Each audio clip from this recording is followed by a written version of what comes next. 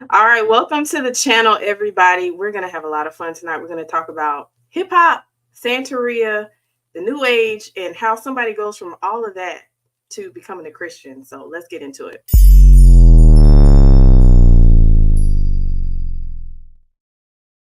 Welcome, welcome, welcome, everyone. As you can see, we're going to have like a little bit of a story time tonight. So I have a guest, and without further ado, let me go ahead and bring him on. Mr. John Clash, what's going on, bro? What up? What up? What up? Thank you so much for joining me. This is kind of we talked about this a few months ago Yeah, when was I on your channel? it was a while ago. It's when I was doing the white thumbnails, so that was a while ago. That's how I view. That's how I tell time now is which style of thumbnail I was using. This is how much of a YouTuber I've become. Man, you know what's interesting? Like I actually really like those white thumbnails, and I'm like constantly changing my thumbnail format, which is like the worst thing that you're supposed to do on YouTube. I can't stick to a concept. So y'all be praying for me.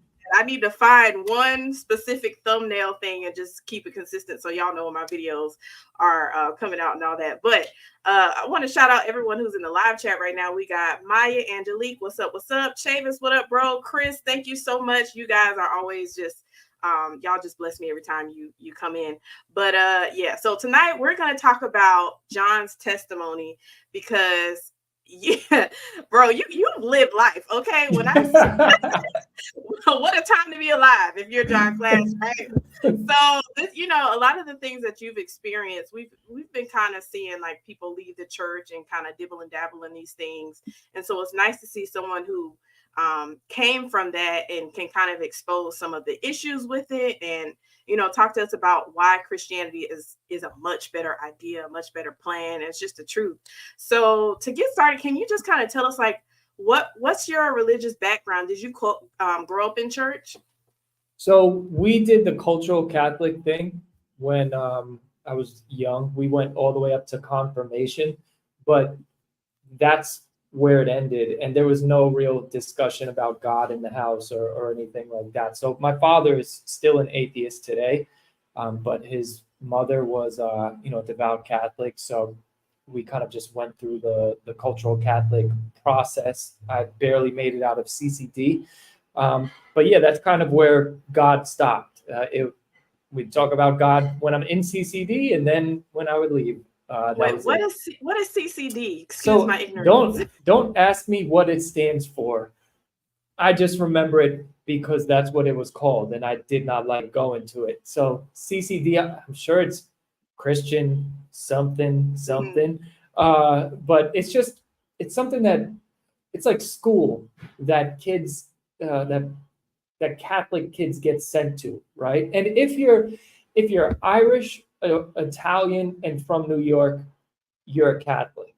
Even if you do not believe in God, you're a Catholic. So that was kind of I'm Irish and Italian and Spaniard, so it was kind of like yeah, you got to go to CCD. That's what all the other kids are doing, and I don't want to look stupid to other parents, so you guys got to go. But we didn't talk about God in the house. So we did not grow up religious or anything like that. But I did have that experience when I was younger. Wow. Okay. So you grow up Catholic. Does that mean did you go to mass, like, or is that just kind of like a once a year type thing? Kind of like some people just go to church for Easter and Christmas, and that's like it. So I remember only going a few times. I'm sure we went more because you got to understand this is like I'm talking about before like sixth grade. I think all this happens. Like this is when you're really young, um, when you got to get I believe it was confirmation, and there's like steps you got to go through to be able to be considered Catholic, right? And there's like a few steps when you're a kid that you got to get out of the way. It's like the sacraments, baptism, Holy Communion. Then they have confirmation, which I don't even know what confirmation means. Like I am confirmed as a Catholic. I don't know. But anyway, it. I totally forgot what question you just asked me. I think we were talking about like mass and CCD, but Oh yeah. okay. No, Yeah. I don't remember going to church a lot when we were younger. I just remember going to CCD, and I don't remember going often. I only have about one or two memories of it, and it was like a coloring book that was there. Oh, a coloring book. That sounds Yeah. so relaxing even right now as an adult. I'm not even gonna lie. I love coloring books. I'm so strange. Yeah. All right. So after you, I guess, got older, I was listening to your YouTube video where you talk about your testimony and you talk about being in the hip hop industry. So I wanted to find out from you, how did you even discover that you liked hip hop music and that you could rap? Like, how did you get into rap? So I, when I was really young, my friends liked rap. I remember when Onyx Slam came out. That's kind of what got me introduced to hip hop, and it wasn't until I was in, I think, like ninth or 10th grade, and I was writing raps. I got into Eminem and stuff like that, but I was writing raps. And prior to that, I was also singing. So I was singing. I liked music. That was my thing. I liked music. I used to break dance as well. So I was in that kind of realm already. And then hip hop kind of just pulled me in. And in Yonkers, everyone listens to hip hop and rap. That you just do.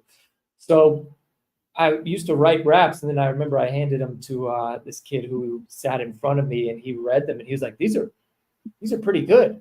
You ever thought about like recording or something?" And I remember my friend Lance had he had a computer where they had the little microphone at the top of it, and so what we did was we played the beat super loud in the background, and we would just rap over it, and just have this really rough recording, and then we would put it on a CD. We would burn the CD, and that was kind of how I got into it. And then I was, battling kids in school and stuff like that. But then after high school, I started really taking it seriously. I was like, man, I'm enjoying this a lot, and it also gave me respect. And that was something that I cared about a lot at that time. People, they listen to your music and they're like, wow, you're actually really good. And you got to understand, this is back when there wasn't a lot of white rappers. Like now, anybody could be a rapper. Back then, it was like you had to break in somehow, right? Yeah.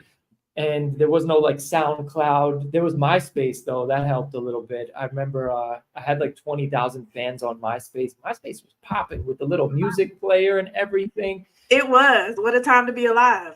Yeah, that was so I couldn't wait to get home and check my MySpace comments and stuff. It was because we didn't have it on the phone. You had to actually go home, do the dial-up thing, and then check your MySpace. But yeah, so I enjoyed it. I started doing showcases. I won a couple of them. I always came in like third and second. I figured they were rigged or something like that. But whenever they had a prize where you could go to Miami, I always lost. But it was cool. It got to the point where my boy Jay Hatch, who's one of the biggest like underground showcases in New York, guys, like he put them all together. Get Your Buzz Up, mogul status, all that stuff. He started letting me do the shows for free, because usually you would have to like sell a bunch of tickets to pay and get your stage time. But yeah, I guess I was pretty good because I was winning. I also won 2 underground music awards, one for artist to watch, another for music video of the year. And that at that time I was being managed by somebody who was associated with Young Money, Cash Money Records back when they were like popping. And they had me recording all of these songs. So I was rapping like really gritty stuff, and they wanted me to record like a club song and stuff like that, and stop cursing so much. And so, excuse me. So I did that, but I couldn't stand it. And then the further that I got into the music industry, the more I really didn't like it, because I also looked at it as like a way to get out. That was my goal. I wanted to travel the world. I wanted to, have money. I wanted women. I wanted all the things that, the limelight, all of that stuff. And so I also did not want to be in the environment that I was in. I got kicked out of my house when I was 17. So from like then till about 28, I was just working a job, and then I was selling drugs, and then we were robbing people, and we had like a whole mess of a life going on. And so I'm looking at music as like, hey, this is the meal ticket. This is the way out of it, of everything. And the more that I started doing it, the more that I got into it, the less I liked it. And the more I realized that you're not out. This is just the same environment, except people have money. And it's even worse. It's like crazy. We were just talking about before we went live, the Diddy and Cassie thing. It's like, so to me, it was just looking, the deeper I got into it, the more I'm like, this is not what I thought it was. And I didn't even get in as deep as some other people. So yeah, that was kind of my experience with hip hop. I also like it was a violent era. I was already a violent person. I was around violent people, but like I got stabbed outside of a show once just because my friend didn't do good, and then the people didn't like it, and then we start arguing, and then I get stabbed. So this environment was not fun anymore. And yeah, then I got introduced to home-based business, and that kind of like just shifted my attention, because now that became my way out. And I didn't really want to do. I wanted to do music, but I didn't want to have to do the whole record deal thing. I didn't care about being famous and stuff. I just wanted the money. He's like, show me the money. His cash, Yeah. Young Money, Cash Money. Man, you never tried to get on 106 and Park or anything? Do a little Freestyle Friday? I did. My man Dayton was on there, but I don't think they aired it. Maybe they aired it. I don't know. But I wanted to do the Freestyle Friday thing, but I wasn't a battle rapper. Like I battled kids when I was in school, but I was not a battle rapper. I like to write songs. I like to make music and come up with a hook, and that's what I like to do. So I never, if I would have been given the opportunity, I would have done it. But I didn't like chase after Freestyle Friday, or even when MTV was doing something. I forget what it was called. They were doing something as well with freestyle. And there was a period of time where that was like there's a lot of hype around that. But yeah, I just wasn't that into that side of it. So was God anywhere on the radar when you were in the industry? No. Okay. So let me preface that though. I was agnostic, right? Mm-hmm. But I did like the aesthetics of God, like angels versus demons, and this idea of an afterlife and heaven and hell. It was more artistic to me than reality. When like you could hear some of my music, don't go listen to my music, but in some of it I talk about God, and can you wash your soul if it's filthy, and I'm going to hell, so who cares, so that I had these ideas of God, but it was more artistic than anything. But as far as my personal beliefs, I looked at it as, if God is real, and if the Catholic God is real, definitely going to hell, right? And then and if he's real, he's doing a really bad job, because look at the world. Look at how messed up my life is. I thought, my life is so bad, so therefore God doesn't exist. It's like pulling my Achilles during my last game or something. But it just wasn't at the forefront of my mind. I was just agnostic. And then I got involved in Santeria, and that was a very weird season, because here I am agnostic in one area, and then I'm practicing this weird spirituality on the other side, kind of just using it as a good luck charm, because I want to be famous, so I'll do whatever to get famous. That was my mentality.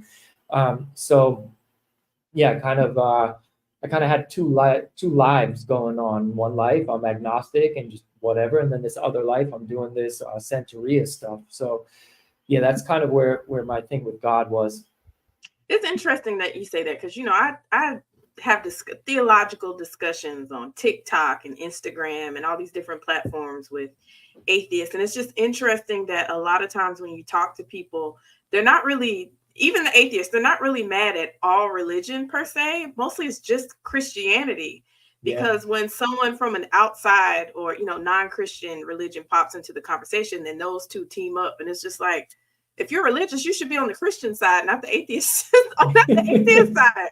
It makes no sense. It's like, only in the academic world do in the philosophical world, do people who are of different religions look at what they can learn from each other when it comes to combating atheism? Yeah, it doesn't make sense. And you know what? I'm not doing my job very well because the happy housewife wanted to know, what is his name? His name is John Clashel. Thank you so much, Chris, for reminding us who our guest is, our wonderful guest tonight. But yeah, philosophically, atheism and these other religious, they just don't, it it doesn't work. It's not consistent. We could turn this whole we could go another 3 hours of talking about how it just doesn't make any sense when you really peel back all of the layers. Inconsistent. I mean, even like when Islam hops into the conversation, it's like everybody is against Christianity. It's just as long as it's not Christian, then that's fine. That's a sign. Yeah, it kind of like strengthens my faith. Like, okay, this is definitely the truth, because why else is everyone so mad about it, right? But okay, so you went from being a nominal Catholic to agnostic atheism. And then you get into this, then you change careers. So how did you finally leave the hip hop arena and get to like more of a corporate type job, I guess?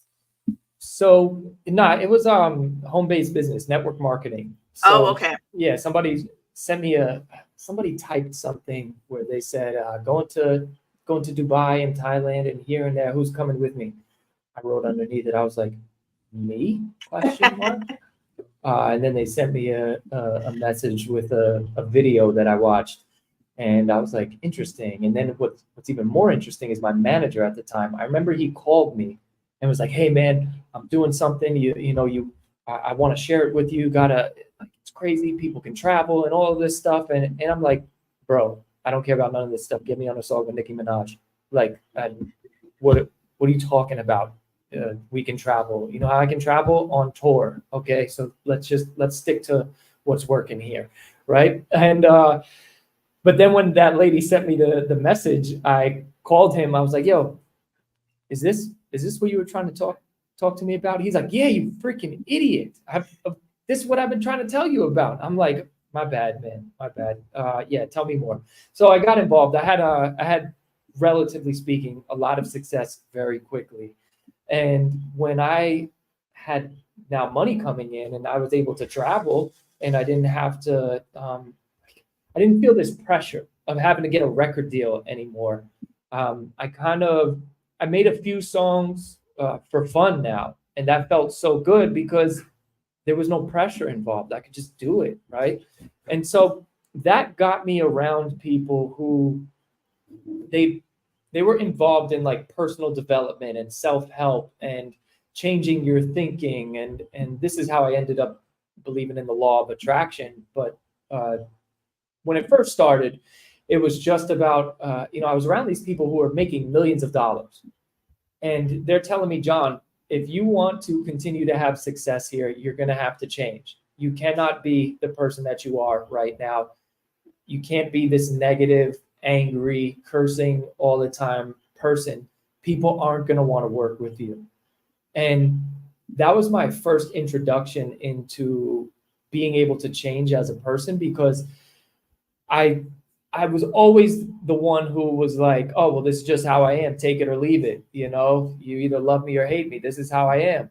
And then when I had people who I respected told me, no, you have to change, I heard it differently, And so that opened my mind up to personal development and leadership skills and communication skills and all these things that I had no idea you actually needed in life. Here I am, a rapper, trying to make a career off of communicating on beats, and I had no communication skills, right? So that also introduced me to people who believed in God. So it was like this, that industry, you get such a mixed bag of people because so many different people are attracted to it. And when I got around people who believed in God, this kind of triggered something for me because I respected these people. They always guided me in the right direction, and I would always hear them talk about God and Jesus. And in my mind, I thought because of, when I was younger, learning some of the Catholic stuff, I thought that you had to be like poor to believe in God. I correlated the two. I was like, if you have to, give everything up and go follow God. I thought in my mind like nuns and priests, like they can't even get married, so you got to give it all up. And when I heard these people talking about Jesus, it kind of piqued my interest. And so that kind of got me introduced to that. But I know we just skipped over a whole Santeria thing, so my bad. No. I think we're just getting started here. That's good. All right. So that was one of the things that I found interesting in your video, because you said you thought that Christians couldn't have money. And that just goes to show you, like, first of all, a lot of people who have grown up in church are totally ignorant of a lot of things, ignorant of the Bible, of the essentials of the faith. And up until the last few years, there was a lot of things I didn't even understand about Christianity. So that's fine. But if you really want to grow in your faith, like, it's so important to understand what our faith is. And so that you can actually be having these conversations and passing, because there's plenty of people, again, everybody thinks they know what Christianity is, but then when you actually talk to people online or in conversation, you find out, like you said in your video, people are getting baptized in the Catholic Church, but if you ask them to name 5 books out of the Bible, they couldn't do it. So, that's so horrible. So how did, I guess, this, not Ponzi scheme, what did you call it? Affiliate marketing? What kind of marketing? Network marketing. Network marketing. How did that lead to some type of faith? So I got introduced. Well, somebody invited me to church. So first, I'm seeing all these people who believe in God. I also went to Guatemala to build a school, and the guy leading the trip was he was a Christian. So isn't that interesting? That's normally the case. But he was a Christian, and so we had a little conversation about God, so that planted a seed as well. And then one of my friends was like, John, you got to come to this church. And I'm like, ugh. It's like, but I'm telling you, bro, you got to come. I'm like, why? I'm not a church dude. Like, it's not my thing. And he's like, it's like a rock concert, bro. You've never seen anything like this. You have to do it. I was like a rock concert? All right, bet, I'm in there. And so I went, and it was Hillsong. It was like a rock concert. And it was like a rock concert, and it was a motivational speech. So I was into the motivational speeches already. The rock concert stuff, I didn't know I was going to be into it, but I was into it. It's like piqued my interest. And then when I got there, look, we can say what we want about Hillsong. And I have said a lot about Hillsong. But they kill it in the music. Like, what I'm talking about, an experience when you walk in the doors and they start playing and singing worship, they are on point. Mm-hmm. And it was enjoyable to be there. And then, you have Carl Lentz come on, give a whole motivational speech. And I'm like, wow, this is pretty cool. So I was going, but I wasn't, I didn't really believe in this stuff. I was like, oh wow, this is a lot of fun. The girls were cute. The people looked like me. My friends were going. I'm like, all right, let's do it. And so that's kind of how I got introduced to it. And then I had another friend who was in my sales team who he invited me to his church up in Connecticut.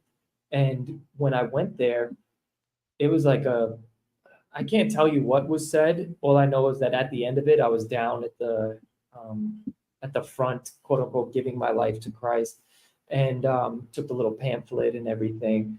And then when I got to my mother's house, because it was by the church, I'm like, what did I just do here? Did I just become a Christian? Does this mean I got to drive to Connecticut every weekend? Like, I start going through all these things in my head. And I'm like, no, John, you was just in your feelings. You are not a Christian, but we're going to figure this thing out. And that kind of sent me on this journey of looking into these different worldviews. What do I even believe as an agnostic, or there was a period of time too when I was like hostile towards Christianity. I thought it was like the stupidest thing ever. And then here I am going to church. And then, I started looking into these different worldviews like Hinduism, Buddhism. I started looking at the different monotheistic religions. And long story short, after a lot of research, I just came to the resurrection and who Jesus is. And as we were discussing earlier, everybody mad at Christianity, but yet they all have a version of Jesus. Why do all these other religions need to claim Jesus in one way or another? So if they're all making claims about Jesus, one of them got to be right or all of them are wrong.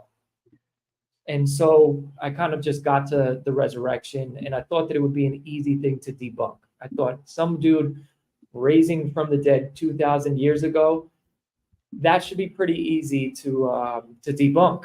And I found that it was more difficult than I thought it was going to be. And after a while, I kind of just came to the conclusion, I think Jesus rose from the dead. I really do. It's like all these other reasons for it just seem like excuses. Why are people still wrestling with this? Why is this? It should be an easy knockdown argument. Like, let's seriously think about this. Claiming that a guy who claimed to be God resurrected from the dead 2,000 years ago, and we can't debunk this thing like that. It's so crazy to me how difficult it is. And that for me was, it was that and like a whole bunch of other things. It just became proof. Yeah. I'm like, man, Jesus rose from the dead. And then what do you do with that? And from my understanding, the only way to heaven is to put your trust in the finished work of Christ on the cross. That's it. Don't trust in anything else. All the other religions say you gotta work, you gotta earn, you gotta grit your teeth. And if you do more good than bad, then maybe you'll be reincarnated as a king instead of a cockroach or something, all of this stuff was just like, it just wasn't making sense, except that Jesus rose from the dead. So put my trust in him. And it wasn't like an overnight, like, all right, now I believe, and then boom, I'm like this amazing Christian who is walking on water and healing the sick and stuff. That's not what happened for me. It was and still is a long process of sanctification. But I fell in love with Jesus, and I started really seeing life differently. And that's kind of how I started getting away from the Santeria stuff. I started getting away from the law of attraction and New Age stuff, because the Holy Spirit was doing his work. That's essentially what it is. The Holy Spirit was moving in my life. And it was kind of like a slow process of, he would work on one area while I'm still all jacked up in these other areas, but he would work on this one area, he would get that done, and then we'd move on to my next problem, right? So like I got rid of the Santeria before I got rid of the law of attraction stuff, and then after that it was something else. And so it's been a process like that for me. I know that some people's experience is different. It's like when they become a new creation, they really are a new creation. All things dead to them. And have I been rambling? I feel like I've been rambling. I mean, a good ramble is fine. This is what we're here for. Oh, all right. And you talking about like Christianity versus other religions, that kind of gives us a way to segue back to the Santeria. So maybe you already answered this before, I can't remember, but how did you get into Santeria? And was that before you started going to Hillsong New York or after? Yeah, that was way before. Okay. All right. Tell us about that. So even though I was agnostic, I still believed in things like psychics. I would watch, the ghost stories on A&E and stuff like that. So it was intriguing to me. As I said, I did appreciate the aesthetics to it, but I wanted somebody to tell me that I was going to be a famous rapper. That's what I wanted. And so if somebody could tell you your future, I'm like, tell me. I wanted to know. I would read horoscopes, and I wasn't like into horoscopes, but I would read it and hope that it would say Virgo, going to be famous rapper. Like that's what I was looking for. So I went. One of my friends invited me to his house for this. He was like, man, you got to come to this. This lady's going to tell you your future. I'm saying this lady, but they're related. But she's going to tell you your future. She'll have all these answers for you and blah, blah, blah. So I'm like, let's do it. Right. So I go there and it just seems like a party when I got this music playing, there's people drinking, smoking, not smoking weed, but they were like smoking cigars. And it was a party environment. And I'm like, oh, this is the most lit psychic I have ever been to. Right. You know, normally it's like a weird, you go into the store or something like that. But this was like, this is my friend's apartment. I've been there a million times. Right. Except it was a party, but there was like all these candles and stuff lit. There was essentially an altar, and there was this woman there that I knew because she's related to my friend, and she was apparently the person who was going to be telling us our future. And I'm like, I didn't know this lady was a psychic. You know, this is me thinking about the situation that I'm in. And anyway, it's like, it just seems like more party than anything for a while. And then all of a sudden the atmosphere shifted. I can't stand saying that because I feel like that's like the hyper charismatic thing to say. I could feel the atmosphere shifting. It's like, I can't stand saying that, but that's what it felt like. It felt like the atmosphere just shifted. And then I watched this lady start changing like her personality, right? And she became a different person multiple times throughout this whole experience. Not physically. I mean, her physical movements were like the way she carried herself would change, but I mean, like her face was still the same, just different expressions. But so anyway, I see her, changing into these different characters, and I don't know what's going on here. All I know is that this must be the part of when she's going to start telling us our stuff. Like, that's just what I'm thinking. I'm like, this is a little bugged out, but whatever, it's not my culture. So maybe this is normal to people, right? So my friend was Dominican. So I'm just like, oh, maybe this is something else in this culture. So anyway, she starts going around the room and talking to people, and she finally gets to me. And this is when when I say this is when it got bugged out, there was already bugged out stuff going on. Like every time she would put on a different sash, like a different colored sash. This is when she would change personalities. And there was some times where she's giggling. There's some times where she's limping around. She's crawling on the floor. I'm like, this is weird, man. But I'm here. My friend has invited me to worse things. So I thought. But so anyway, she starts talking to me, and she only speaks Spanish, right? And I knew that she only spoke Spanish because, as I said, she's a family member to the person who invited me.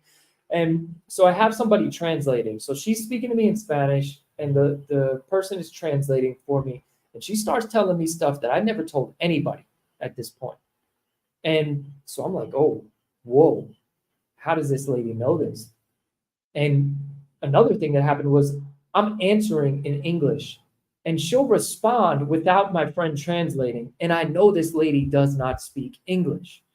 So the fact that she's able to answer my questions while without the translator, I'm just like, nah, this is crazy. Then she starts telling me about dead relatives that I have that nobody in the room knew about. She's just a whole bunch of stuff that nobody would have known. Then we get down to the nitty-gritty, right? She starts going, she says, we know that you want to be famous. We know you want to be on stages. We know that you want this, you want that. We're going to give it to you. All you have to do is X, Y, Z. And it was some simple stuff. Like I had to basically make an altar at my house. I had to like wear some beads and light candles and have like this little thing in my house. That was it. And so remember, I'm agnostic at this point. So I'm looking at one eye, I'm like, all right, whatever. The other eye, I'm like, all right, if this works, right? What's the worst that can happen? If it works and I get all these things that she says I'm going to get, awesome. I like these candles. I'll wear the beads. I don't care. these are my friends and my friends' family. Like, these are people that I have no reason not to trust.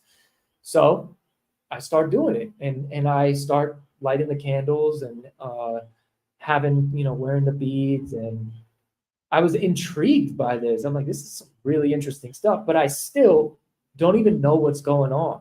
I'm just doing it because they're promising me all these things. And what's interesting is she's talking to me, but she's saying we, like some venom type stuff, right? Like I'm like, all right, whatever. I'm just going with it. So I get more into it, and finally I'm like, all right, so what's going on here? I'm asking the person who is not my friend who invited me, but the other person who is more involved, who's like really, really into it, right? I'm like, so what is this? And this person starts telling me that, so what happens is these are the saints. And every single time that she changes personality, she's essentially channeling or getting possessed by a saint. And these saints, they want what's best for you, right? Because they're the saints. They're, Jesus's people. These are good people. And so I'm asking, like, well, why do they smoke cigars and drink rum and stuff? Because here's another thing. When she would change personalities, she would also have like different vices. I could say, like, one personality would guzzle beer, another one would smoke a cigar like Bugs Bunny. You smoke a cigar, it's like, whoop, done, right? Like, that's how she would smoke it. Another one would like Brugal, right? And just drink it like it's nothing. So I'm like, why, what's up with that? And the response was, oh, well, the saints, they were just regular people too. So they liked certain things. They like to smoke cigars. They like to this, that. And I'm naive. So I'm just like, oh, okay, yeah, awesome. So that's when I learned that these were essentially the saints. And that's what I thought for a very long time, that these were just saints. And you got to understand, I'm still, like, I'm seeing this stuff in front of my eyes. So I know that there's something going on here, some power behind all this. Plus, this is when I started getting, nominated for Underground Music Awards. This is now I'm getting a buzz. Like Jadakiss is reaching out to me. Like, all of these things are happening. And I'm like, oh, what? Okay, so you're saying your music career got better once you got into Santeria. Yeah, it definitely did. Now, I would say that other areas of my life didn't get better, but you got to understand, this is what I wanted. Mm-hmm. So I'm like correlating the two, and I'm also I put a lot of work in. So let's not. I didn't negate how hard I was working. Like, I would print up 1,000 CDs and go hand them out, and I was broke at the time. So I'm just like, I'm handing out my money, just hoping that something is going to happen. So, but here I'm looking at it like, all right, maybe it's both. Okay, like maybe both is working. So anyway, I'm going to these different meetings, we'll call them, and I'm seeing more and more bugged out stuff. One incident, I'm sitting next to this lady, and she breaks a glass over her head, right? Like a wine glass, and she breaks it over her head, and then starts eating the glass. And I'm sitting here like, yo. But at the same time, I'm like rationalizing this in my mind. I'm like, wow, whatever's going on here must be very powerful in order for her to be able to eat glass and not have anything bad happen. This is like, when you don't have the Holy Spirit in you, you are susceptible to anything. Like, that's when I look back, I'm like, how could you be so stupid, John? And that, like, I know, because the Holy Spirit was not in me. I had zero spiritual discernment. This is how people think it's okay to play with Ouija boards. Like, what's wrong with you? You know what that stuff is for. It's because the Holy Spirit's not in you. So anyway, then there comes this moment where I kind of got lazy with my altar. I stopped lighting the candles and stuff like that. And I got a phone call, and this person, the one who's more involved, was like, John, the saints are mad at you. I'm like, what? I'm like, what did I do? And this person's like, oh, well, they know that you're not taking care of your altar. you're not doing what they asked you to do. And I'm like, oh shoot, they got like a camera in my house or something, you know, like this is, now it's really bugging me out. Anyway, I'm like, all right, what do I got to do? Well, you got to have your own party thing. You got to have your own night, right? So I did my own thing. I spent like $400 on all of this stuff that I had to buy, candles and all of this stuff, right? And then they said that if I do not continue to do what they asked me to do, they're going to take everything from me. And so now I have this fear of loss. So I'm just continuing to light these candles and do these things because I don't want to lose the good stuff that I got going on.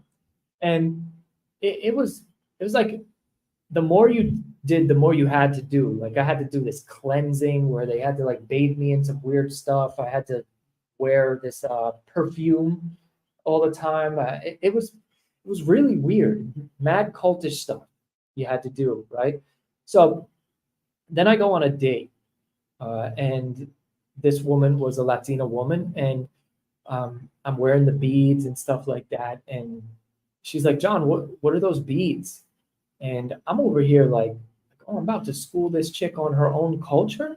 This is about to be a good night for me, right? And so I tell her like, oh yeah, the beads mean this and blah blah blah. It's the saints and this that blah blah blah. And she goes, yeah, John, those aren't saints. Those are demons. And I was like, man, this chick is crazy. But that planted a seed in my mind, and although it planted a seed, I didn't stop doing it because I was just, you gotta understand, angels, demons, I don't know. I have no spiritual discernment, and I want the stuff. Like I want the stuff that is being offered to me. So down the line, after I become a Christian, so first off, I researched the origins of it, and I was like, wait a minute. When you find out the origins of it, so you got to understand, I'm thinking that these are saints that we are. This is what I'm being told. Like I'm lighting candles for saints. Then when I found the origins of this started during the slave trade, right? And the religion didn't start during the slave trade, but what it transformed into being Santeria happened because so these are traditional Yoruba deities that these people worshipped, right? When the slave trade happened, they weren't allowed to practice their religion. You know, you had to be Catholic. You could not practice anything else. Everything else was demons, and you had to, you had to be a Catholic, right? So what did they do? They disguised their worship of their deities with the saints. So each saint represents a different deity or what they call Orisha, right? So if you have, like, I don't know, Saint Mary, this could be this specific Orisha. If you have Saint John, this is this specific Orisha. So essentially the saints are just a mask for these other deities. And when I learned that, I'm like, wait a minute. So these are not the saints. I'm being lied to about the actual deities that are being worshipped here or venerated or whatever word you want to use.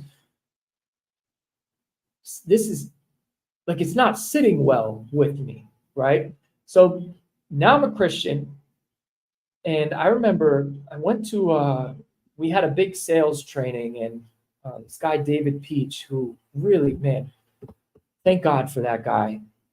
He is somebody who, his father was a pastor, his father's father was a pastor. They have churches in Japan. Like this guy, he knew his stuff. And he was just talking about the end times. We were at Del Frisco's in Manhattan, and he's just talking to all of us about the end times. And as I'm listening to him, I'm just like, I'm going to go home and I'm going to tear this altar to pieces. And that's what I did. I went home and I destroyed the altar, and I'm like, I rebuke you in the name of Jesus. I don't even know what I'm doing. I'm just like tearing it apart. And that was it wasn't my last experience with Santeria, because that's when demonic oppression intensified. But that was my last moment. I said, I don't care what happens. I don't care what they take from me. I'm all in on Jesus. I do not need any whatever these people are offering, these demons are offering. I was like, yo, that girl was right, right? Like whatever they're offering, I don't want any of it. I just want Jesus. And so that was kind of my journey. And there's a lot more that happened, but we don't have all the time in the world to go through all the ups and downs of it. No, that was good. One of the things that you mentioned in your video too, you said that they asked you for a sample from your Yeah. body. Yep. What's up with that? They wanted the life force, and I still to this day do not know what they wanted it for. To me, they told me it was part of the cleansing or something, and yeah, it was. I was just doing whatever they told me to do. This is the epitome of human depravity. We want what the world offers so bad that we're willing to just go along with stupidity to get it. And I look back, and as I said earlier, I'm like, John, how could you be so stupid? And it is because when you don't have the Holy Spirit living inside of you, giving you spiritual discernment, you're susceptible to walking right off the cliff with the pigs that Jesus sent the demons into. Like that's you. You're following those pigs right off of a cliff. And it's so interesting that when you finally put your faith in Christ, you finally have the Holy Spirit living within you. It is like it's a whole shift in the way that you view the world, and especially the way that you view spiritual things. And I mean, I'm glad that I went through this stuff simply so I can warn other people about it, but I wish I never went through it. Yeah. Yeah. Speaking of beads, I wanted to ask you if your beads looked anything like this. Yep, that's it. Okay.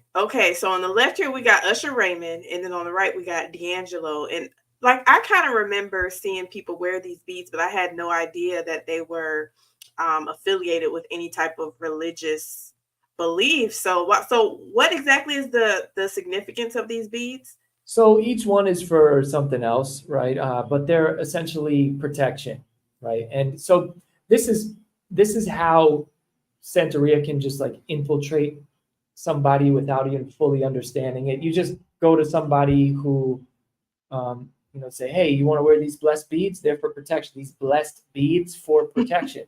And you say, yeah, okay, yeah, thank you. Yeah, awesome. You don't know no better, right? So I'm not assuming that, Usher is, practicing Santeria, but I don't put it by anybody. There's a lot of people who are involved in this stuff that you would never expect to be. But yeah, those beads are a clear sign that somebody is either intentionally or unintentionally participating in some form of Santeria. Because look, it's a very just in the Dominican Republic alone, there's different ways to practice Santeria. It started in Cuba, and then you have, it's in Brazil as well, called Mesa Blanca, the white table. So it takes on different forms. After I got out and I did more research into, I looked at my experiences, and I started digging into different forms of Santeria. I believe that I was involved in something called 21 divisions, right? And another reason I believe so is because everyone gets assigned a saint. Well, a saint picks you, right? Saint. So essentially a demon picks you to be like your guardian demon, right? And most people get one. Some people, if you're really special, you get two guardian angels or whatever, two saints that claim you, right? And when this person asked about, which saint is mine, they said all of them. So I had 21 saints assigned to my life. And you got to understand, I am the outsider coming into this. So I'm thinking, wow, 21 for me? Like, I must be special. Like, this is how I'm thinking. Now I look back, I'm like, dang, 21 demons? Awesome. That is super awesome. thanks for having me here. Wow. That's crazy, yo. For you to like be able to look back and be like, man, God actually delivered me from Santeria and all that. Like that just shows how awesome God is. God reigns on the just as well as the unjust, and he cares about people even in the hip hop music industry. Can I get an amen there, right? But wow, there's some interesting comments out here. Warrior Woman says, I remember a woman giving testimony explaining that they wanted her hairbrush to use part of her hair. Wow, that's interesting. John, when you were practicing that, like, did you feel like a sense of peace or fear, or was it still mostly like So, agnostic? Yeah. so here's one thing, right? I suffered with sleep paralysis pretty much my whole entire life. And since I didn't really understand the spiritual side of life, I attributed it to my brain, like just processing trauma. If you don't know what sleep paralysis is, just in case you're in the chat and don't know what it is, it's essentially when you're going to sleep, you fall into this space of where you're half awake, half asleep, and those people who experience sleep paralysis during this, this space that you're in, I guess you could call it, uh, your body gets like pinned down. You can't move. Sometimes it feels like really tingly. Me, I used to have like a loud ringing in my ear or sound like somebody yelling in my ear. But during this, you'll oftentimes see what looks like demonic entities, right? The people, the demons that I saw were like hooded figures. I couldn't see their face, but I could tell where they were looking. And this is something that a lot of people experience. And when I started doing Santeria, I got it less. And so I didn't really correlate this until after, because when I stopped doing Santeria, it intensified.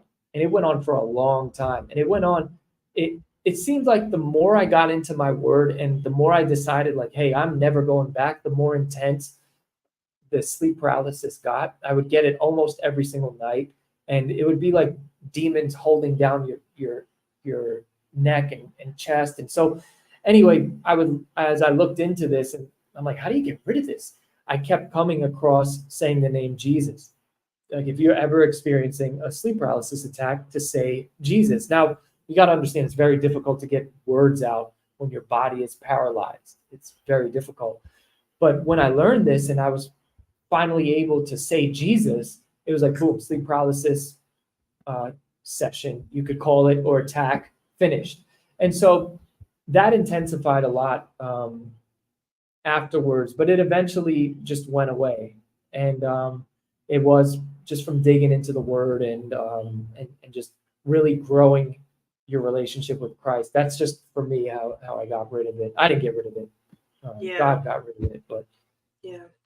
It was interesting because the only reason I even know about Orishas or Santeria, which I know very little, especially in comparison to you, but Beyonce kind of popularized it in recent years. You know, it's kind of been underground. Like, I remember not too long ago, well, it's probably been a few years now.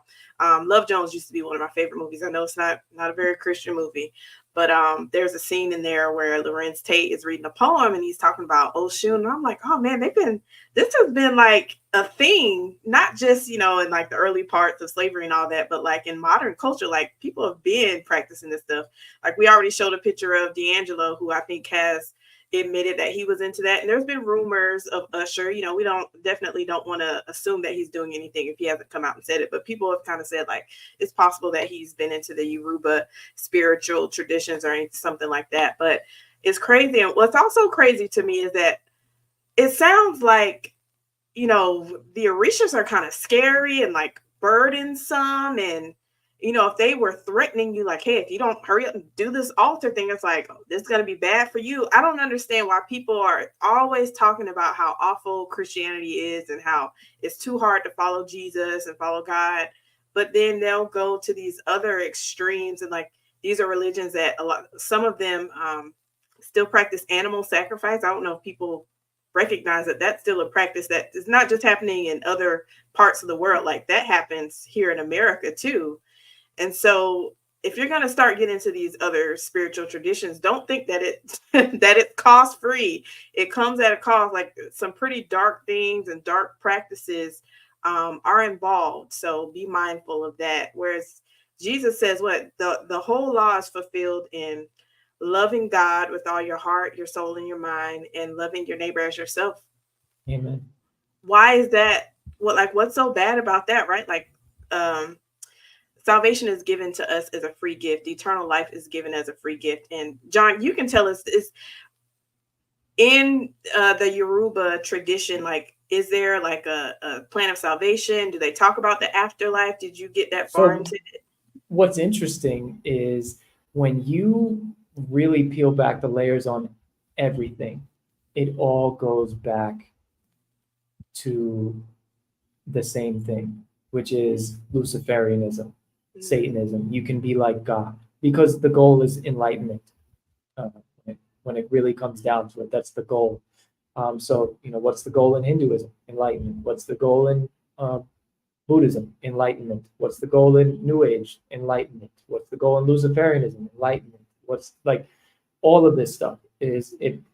It's all about achieving this godlike status or reconnecting with the universal consciousness, and it's very interesting to me because here I am, when I thought these things were two totally different things, and then I'm practicing the law of attraction, and that opens up, getting into New Age spirituality, and it's all just the same lie packaged differently, right? So the plan of salvation is essentially damnation because it's the same faulty plan of salvation that every false religion has, which is work your way up this ladder to this godlike status, and you will finally have peace and make it to whatever version of heaven it is they're pitching you. And Christianity being the exact opposite of that, saying, hey, you're never going to be able to do that.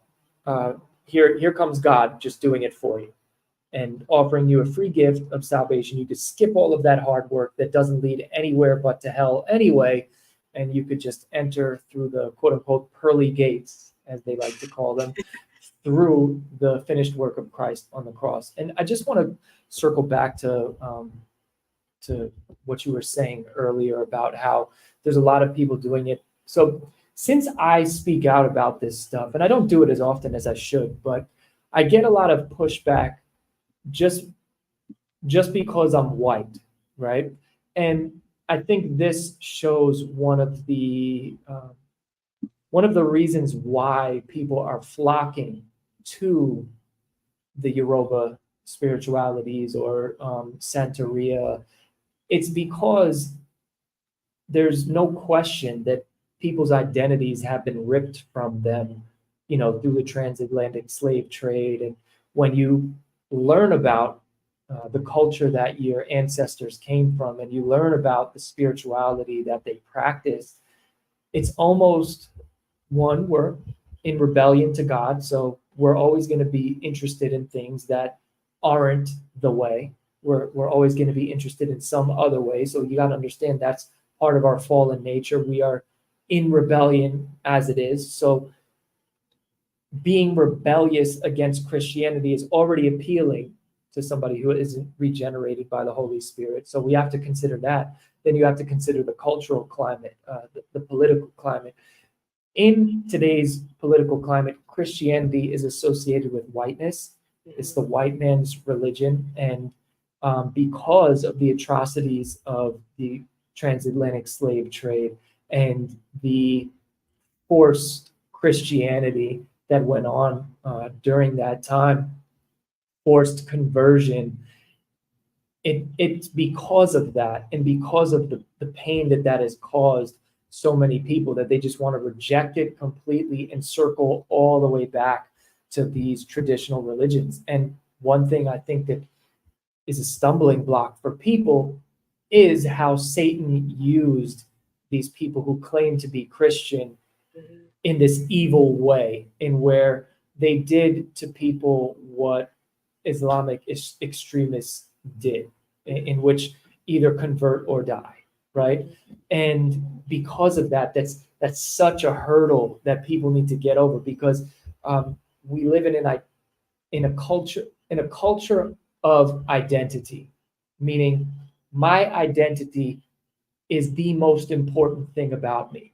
And since the identities of people's ancestors was stripped from them and they were forced to essentially be Christian, you want to go all the way back to the roots of your identity. And I think that that's what a lot of people are doing right now. They're not looking at truth claims, they're looking at identity claims.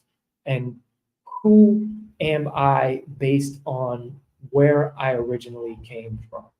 And so I think that's why you see an influx of people going back to, traditional Yoruba religion, or going back to Santeria or some form of it, or pretty much anything that isn't colonial Christianity.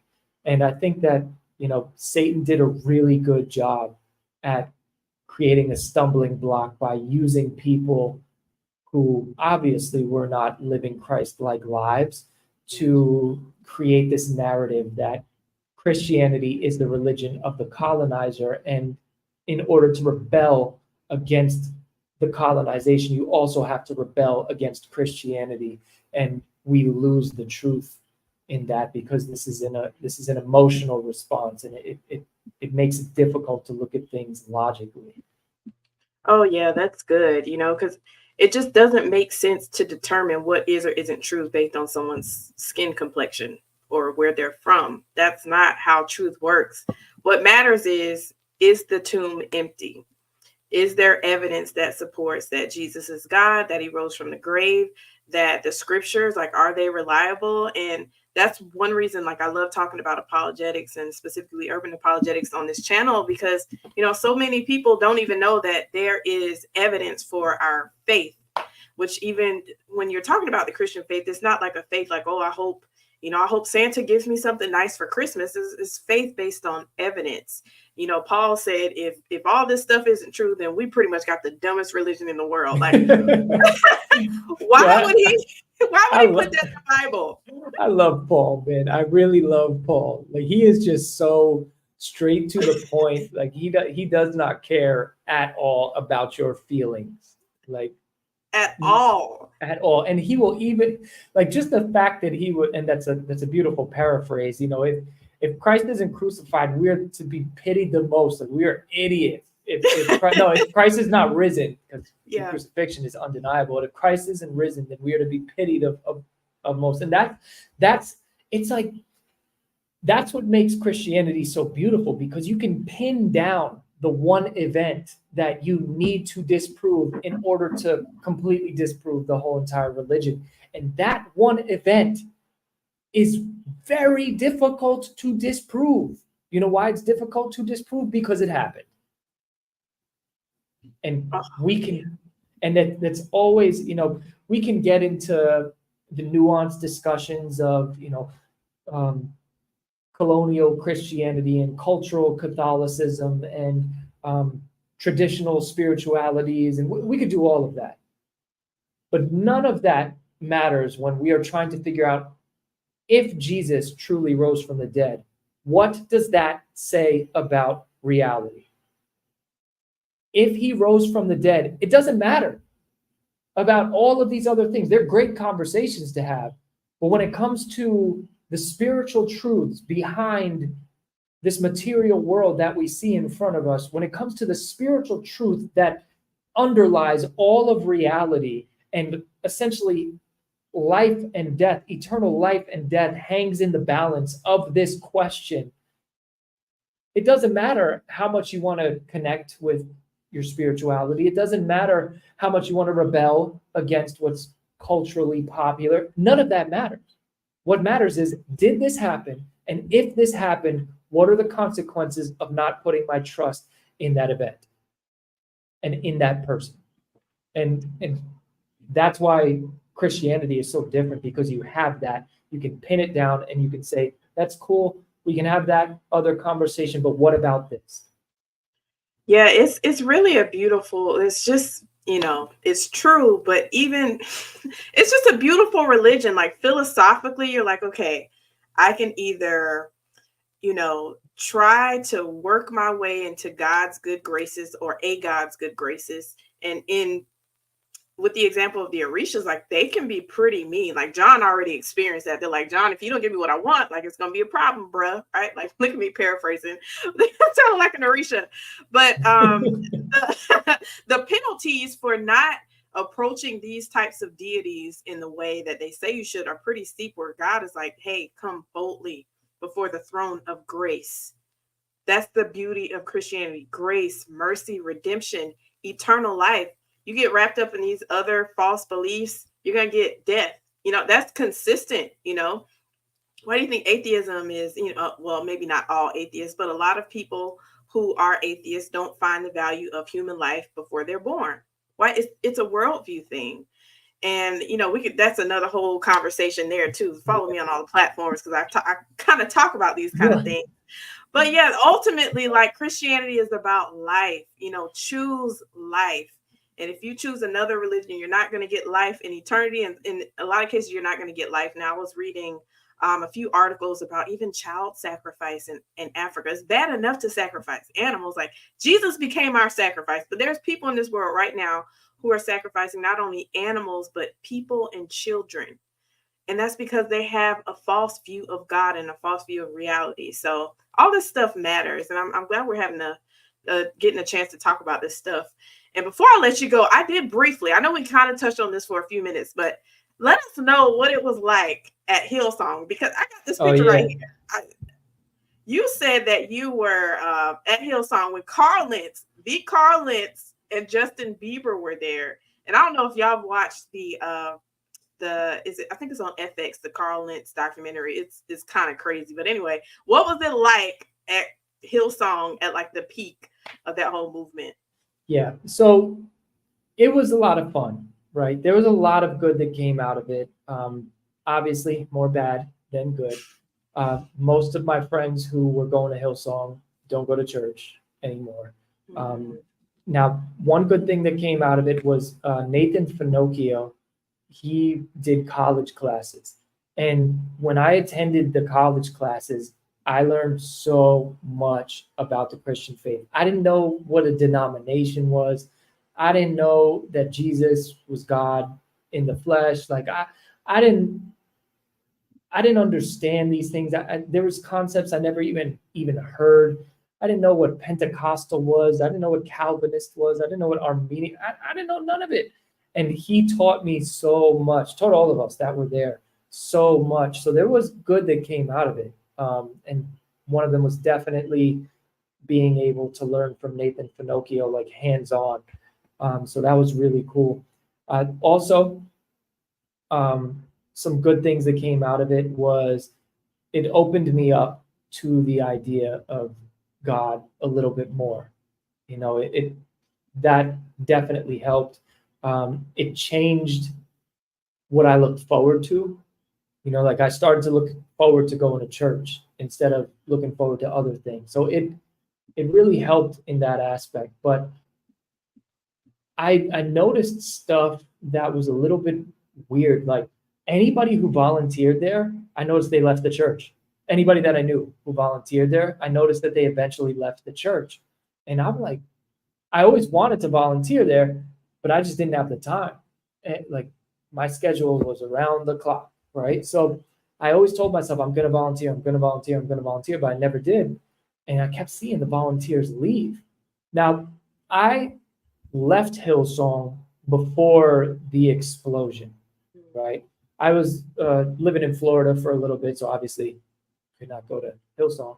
But I started to, when I really became a Christian, I started to yearn for more meat.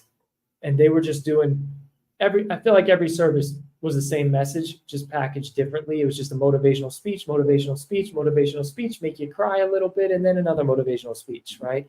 And that was also just a number, like just being circled through. It was like cattle. Get them in, get them out, get the next bunch in, It was intense. There was a lot of hype around it. There was, you show up and there's a line around the block. It was crazy.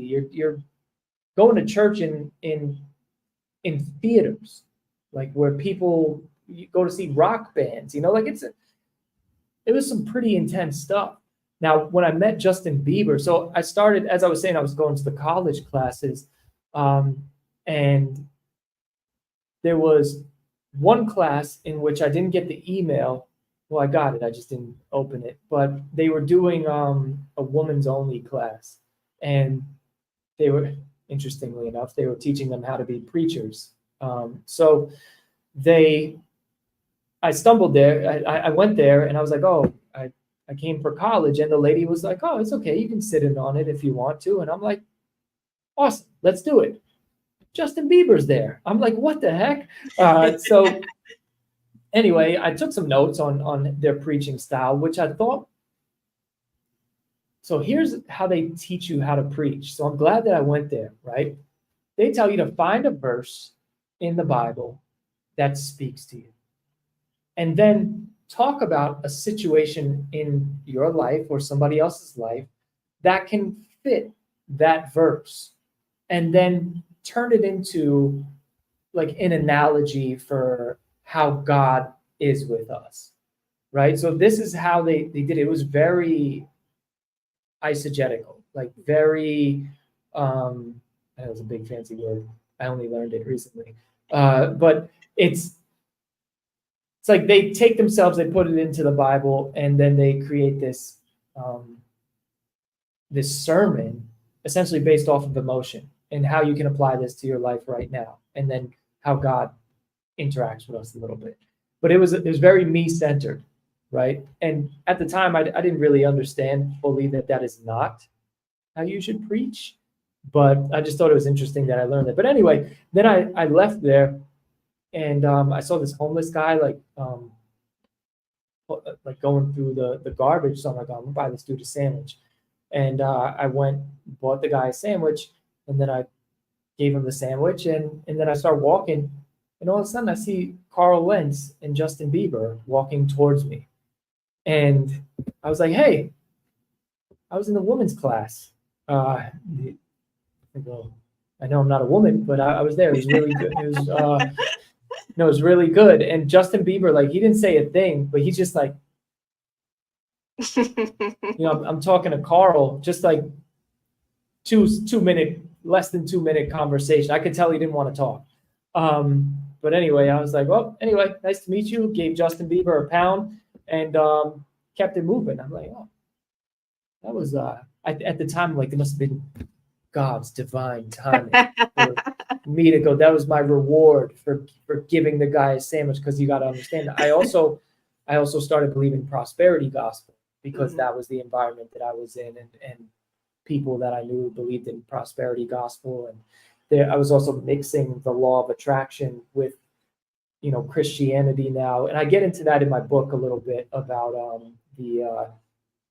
the law of attraction permeates and gets into Christianity. We're already so far into this podcast. I don't want to open up that can of worms. Yeah, right, well, I'm glad you mentioned it. What is the name of your book? And while you tell us about that, I'm gonna there's 4 questions that came in, so this will be how we wrap up. But yeah, tell us about your book. What's the name of it, and where can people find it? So the book is called Law of Attraction: A Gateway Drug to Spiritual Heroin. If you just type John Clash into Amazon, Jon Clash, it'll come up.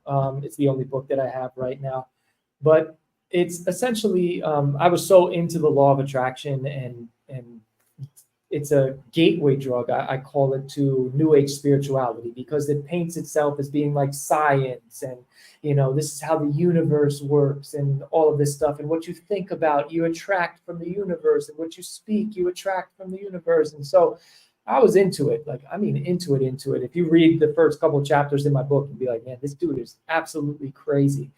But so I wrote the book because when I finally stopped practicing the law of attraction, because I realized that it was rooted in occultism and Luciferianism and people like Helena Blavatsky and Phineas Quimby with New Thought. And so when I realized this, I started telling people, hey, you shouldn't do this, especially as Christians. We should not be practicing this.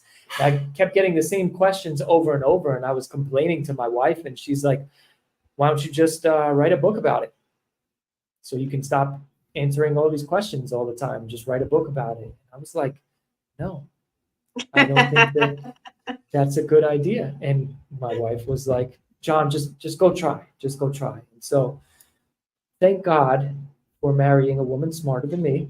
And so I went outside, I wrote the first chapter, or I think I might have even wrote 2 chapters, and I came back in, I'm like, oh, I'm going to write this book. And so through the book, every claim that is made by anybody who believes in the law of attraction, I debunk it, from philosophically, from scientifically, to historically, to them claiming that the Bible teaches it. And then I talk about how it bleeds into the church and how you can avoid it and how there's a whole scam industry behind it. It's a good book because that stuff is very prevalent in society today. Just type in the hashtag manifestation on TikTok and you'll see like 10,000 videos come up. So it's important to learn it, even if you didn't believe in it at any point, just because you're going to bump into people who do. So it's important to understand how to essentially do apologetics for Christianity through that type of conversation. Awesome. So y'all make sure you check out John's book. Please, I want you guys to go grab your copy of that and subscribe to his channel. We'll get your channel information right after we go through just a few brief little questions. Yep. Now, no, I kind of brought this up, but have you ever seen anything related to animal sacrifices within your experience? Okay, nobody you know did anything like that. Look, I'm not saying they didn't do it. I'm just saying that I did not get that deep. Like, okay. Even with all the bugged out stuff that I saw, I was surface level into it. Okay. All right. And then Warrior Woman, she says, John, what advice would you give to those who think there is no real power involved on these dark arts? If you could elaborate on the question, because is the question coming from an atheist, if they're coming from a Christian, if they're coming from an agnostic? Yeah, I think she means like anyone who's not a Christian. So like people who might be kind of like skeptical about like, oh, none of the supernatural stuff is real. That like you don't have any real power from that. I don't really know what to tell somebody, because if they're convinced on it, like no matter how many experiences I tell them that I had or this or that, they're just going to look at me like I'm crazy. So I would say, as long as if somebody says that there's no power in them, as long as they don't go start practicing it, I'd be like, okay, yeah, believe whatever the heck you want, right? Yeah. Let's talk about Jesus. I want to get back to the more important subject here. Mm-hmm. But if they want to go practice it, then I would try to have a different conversation with them and get into. There's crazier stories out there than mine, so just share with them that stuff, and then if they go try it, they're gonna find out for themselves real quick. Yeah. I mean, seeing a woman eat glass, that's pretty crazy if you ask me. I feel so stupid. Every time I share the stories, it's like embarrassing how stupid I was. Man, all of us are on a journey, like when we see this all throughout the New Testament, like the disciples, my goodness, this is one reason I do believe that they're not making this up, because they made themselves look like idiots. They made themselves look like cowards. You got one of them running away naked after Jesus is arrested. It's like, why is that in the Bible? They're fighting all the time. Paul is like, get out of my face. Peter's all prejudiced. It's just like, okay. So anyway, if the apostles, Moses, even Moses couldn't get to the promised land because he was having an issue. You know what I'm saying? So this is the Bible. The Bible is with the smoke. Okay. This is the Bible. This is the Bible. Us crazy human beings. All right. Maya says, hi, John. We literally have the same testimony, and I came to Christ for good this year. Any insight on the steps you took with God to heal your mind after your conversion to Christianity?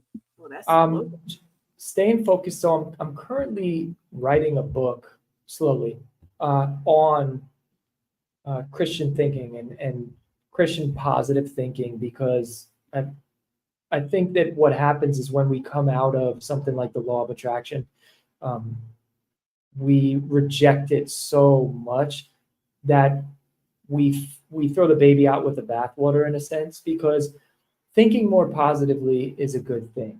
Focusing on the positive over the negative is a good thing. Critical thinking is important, which is something that the law of attraction says that you shouldn't do, because it's looked at like it's negative thinking. But I spent a lot of time just in the Word and just getting to know Jesus. that's it. Keep your mind focused on the word. Paul says we'll be transformed by the renewing of our mind. And the only way to do that is to focus on Christ and your relationship with him, and just stay in prayer. And also be aware of your triggers, right? Like, be aware of your thinking, so that way you can catch it when it's doing something crazy. Take every thought captive, and just refocus it on Christ, and allow yourself to experience negative emotions, because that's something that when you practice the law of attraction, you kind of have to suppress it. So getting out of that and re-engaging with your negative emotions and negative thoughts can be sometimes daunting. It can be like a real fight. So just always come back to Christ, and don't suppress things in the way that you did when you were practicing the law of attraction, but also don't focus on the negative. Like, don't do a complete shift in the other direction. I'm thinking that I answered the question correctly. I'm hoping that I did.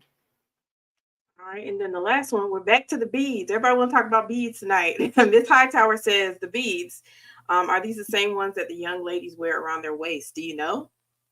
I don't. Not familiar. I never saw them wearing them around the waist. I think that in Hinduism they have beads that they wear around their waist. I know this woman who was like a really big belly dancer, and she always had that, but that could just be part of the attire. But I'm sure that if it's, branched from some sort of spirituality, that they do have a spiritual meaning. And then some people probably just wear them because they think they're cute. Yeah, I think there's a lot of that going around. And you know what? Back in the day when I was in more of a legalistic mindset, like I would think anything attached, if the origin is evil, then that means you can't use it at all. And I'm like, somebody's wearing beads and they don't know that it's attached to Yoruba. Like, they're not in sin. It's literally a fashion statement. Now if you know better and you know that it is attached to that, and you don't want to, be a stumbling block for someone, then yeah, don't wear it. But I do think sometimes we can get a little bit overboard. I went a little bit overboard. Like, you can't. Anyway, that's another whole conversation. John, where can the people find you? What platforms are you on? If you just type John Clash in YouTube or Google, you'll find my stuff. I'm on Instagram, at JClash on Instagram. Yeah, that's pretty much it. And then on Amazon as well, if you type in John Clash, I'm on there for the book. Oh, awesome. I have an audio book too. What? Okay, bro, that's amazing. And I've been seeing you hop around on these different YouTube channels. I saw you on Melissa Doherty the other day. I said, okay, John. Okay, yeah, John. Melissa is awesome. She is really, really awesome. She's cool. I actually got to meet her a few months ago at the Cross Examine Instructor Academy, hosted by Cross Examine, and we were at her church, so I got a chance to meet her, and she was awesome. So yeah, it was great. So anyway, y'all, make sure, first off, give this video a like if you want to help it get pushed out into the algorithm and you want to help the channel. And after this video is over, please leave us a comment. Let us know if you have had any experiences with the Orishas or the Yoruba tradition, or like anything that John mentioned tonight that spoke to you. Let us know in the comment section.